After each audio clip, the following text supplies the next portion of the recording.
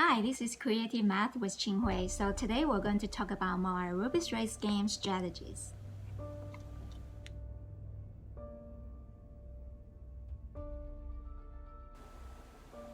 My magical mirror, mirror, mirror, who is the most beautiful person in the world? Hi, welcome to Creative Math with Ching-Hui. In the movie Snow White, we all know the evil queen asked the magic mirror, who is the most beautiful person in the world? Of course, the mirror answered, my queen, you are the most beautiful person in the world. But have you wondered to think about why as humans we need to believe what other people told us? We should seek the truth or find the logic ourselves. So today we're going to talk about more Rubik's Race strategy. So we're going to dig into a little bit deeper today. Are you ready? Let's go. So today I like to discover a little bit the secrets. Actually, it's not secrets. It's the theory behind the Rubik's Race game. So in order to understand, the design of the game and how do you play, it's going to help you to understand the logic. Okay. So here I have a Rubik's Race dice. Okay, and then I'm going to have another video just talk about the probability of the dice, okay, and the combination in the math concept. And this is really interesting concept I'm going to talk about in that video. But today I'm going to focus on other ways to help my audience to understand the strategies we're going to use to win the game. So on the Rubik's Race game, there are two trays for playing the game, and then on each tray there are the mini tiles. How many of them? 5 times 5, 25, but there's one empty. So 25 minus 1 is 24. And as we observe, we know that there are 4 tiles for each color. Okay, so 4 times, like the Rubik's cube, 6 sides, 6 colors. So that's why it's called Rubik's Race game. Okay, so inside the Rubik's Race dice, there's also has a mini cube inside. And later I'm going to open up the dice so you can see the mini cube inside has 6 sides for each, and there are 9 mini cubes inside. Okay, the second part I want to mention is this board. Once we flip it down, it's going to cover the central area. There are 9 tiles in the central area, and this is the target. Okay, if we roll the dice, the pattern shows up like that, then we have to follow the same pattern. So mainly your focus is in this central 9 tile area.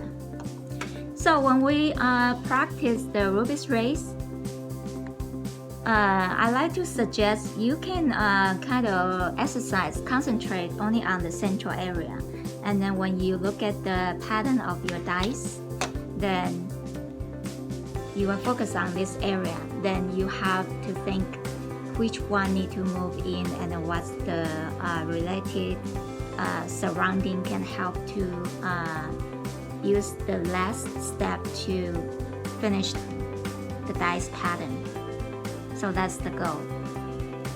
I also mentioned about the cross methods, which means the middle, the center part of this square area.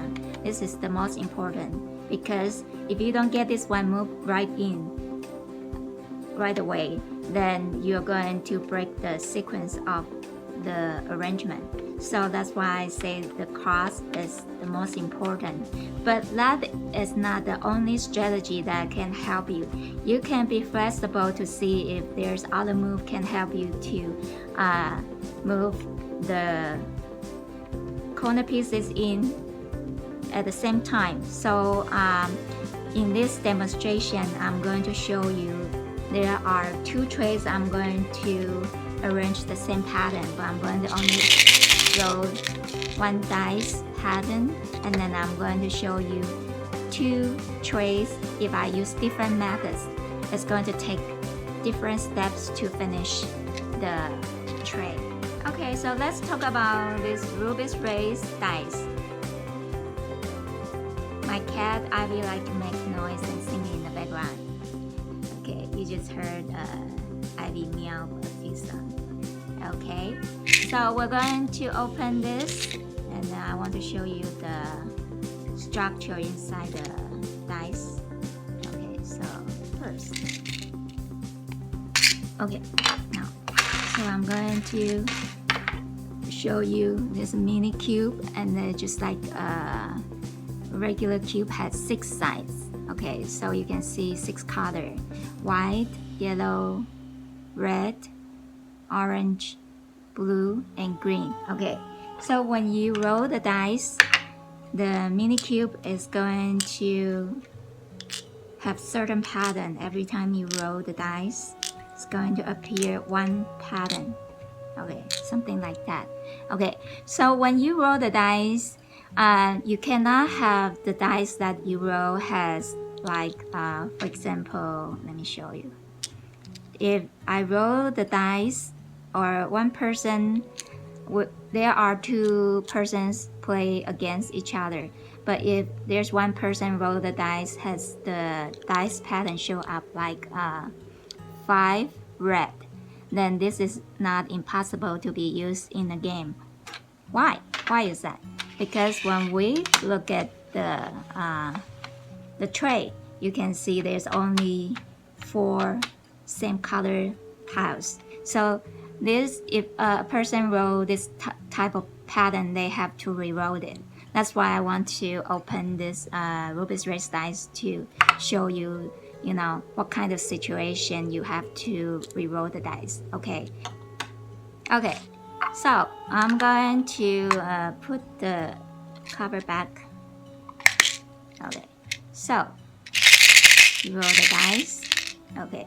So this pattern is okay because there's no one color has 4 cubes.